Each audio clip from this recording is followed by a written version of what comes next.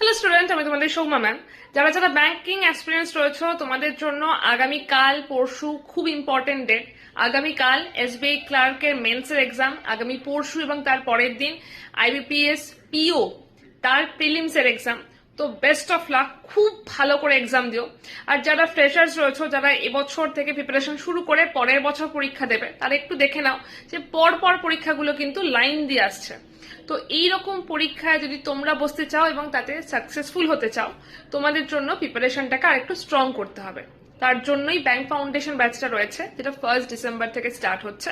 ব্যাচটার মধ্যে live class রয়েছে, mock test রয়েছে, 8টা বই রয়েছে।